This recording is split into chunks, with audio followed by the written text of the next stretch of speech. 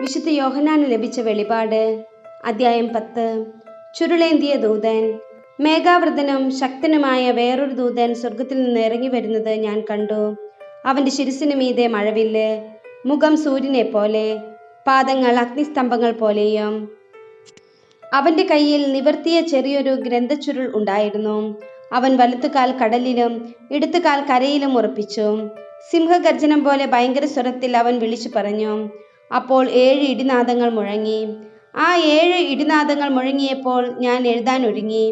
അപ്പോൾ സ്വർഗത്തിൽ നിന്ന് ഒരു സ്വരം പറയുന്നത് കേട്ടു.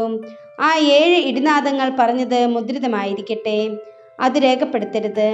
കടലിലും കരയിലും നിലയുറപ്പിച്ചവനായി ഞാൻ കണ്ട ദൂതൻ വലത്ത് കൈ സ്വർഗത്തിലേക്ക് ഉയർത്തി. ആകാശവും അതിലുള്ളവയും ഭൂമിയും അതിലുള്ളവയും സമുദ്രവും അതിലുള്ളവയും സൃഷ്ടിച്ച നിത്യം ജീവിക്കുന്നവന്റെ നാമത്തിൽ ആണയിട്ടു, ഇനി കാലവിളംബം ഉണ്ടാവുകയില്ല.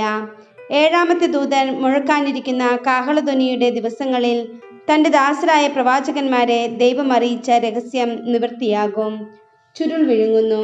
സ്വർഗത്തിൽ നിന്ന് ഞാൻ കേട്ട സ്വരം വീണ്ടും എന്നോട് പറഞ്ഞു, നീ പോയി കടലിലും കരയിലും നിലയുറപ്പിച്ചിരിക്കുന്ന ദൂതന്റെ കയ്യിൽ നിന്ന് ആ നിവർത്തിയ ചുരുൾ വാങ്ങുക.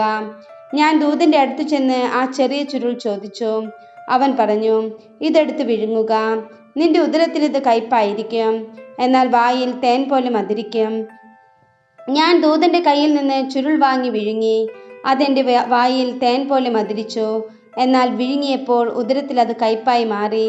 വീണ്ടും ഞാൻ കേട്ടു, നീ ഇനിയും അനേകം ജനതകളെയും രാജ്യങ്ങളെയും ഭാഷകളെയും രാജാക്കന്മാരെയും കുറിച്ച് പ്രവചിക്കണം.